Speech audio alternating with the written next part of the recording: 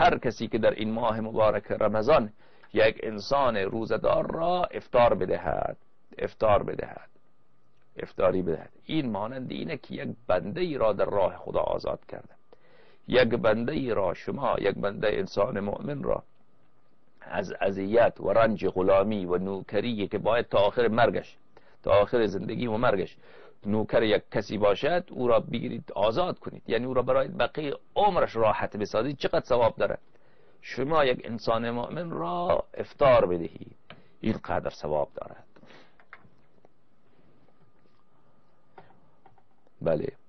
کان له بذلك عند الله رقبه و مغفرة لذنوبه فيما مضى. و این افطار نمودن، افطاری دادن برای یک انسان مؤمن سبب می شود که تمام گناهان گذشته شما را خداوند متعال مغفرت بفرماید.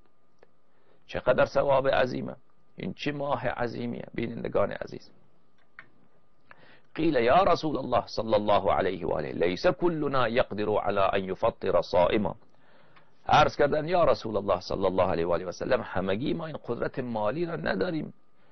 بله اینجا مثلا انسان‌های فقیر ما به سختی افطاری خود را، خانواده خود را تهیه بکنیم، حالا یک مهمانی مفصل ترتیب بدیم که یک کسی را ما افطاری تقدیم بکنیم.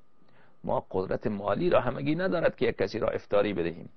فقال ان الله کریم یعطی هذا الثواب لمن لم يقدر الا على مدقه من لبن يفطر بها صائما. رسول الله صلی الله علیه و آله و سلم فرمودند که خداوند متعال صاحب کرم هست.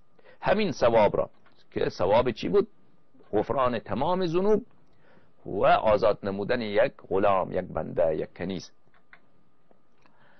میدهد به اون کسی که بله دیگر قدرت مالی ندارد، فقط یک مقدار، یک کمی شیر دارد، یک کمی مدقه من لبن، یک نوشیدنی، یک کمی نوشیدنی، یک ظرفک کوچکی از شیر دارد. این را به یک صائم میدهد که شما بفرمایید هنگام افطار یک کمی شیر بخورید.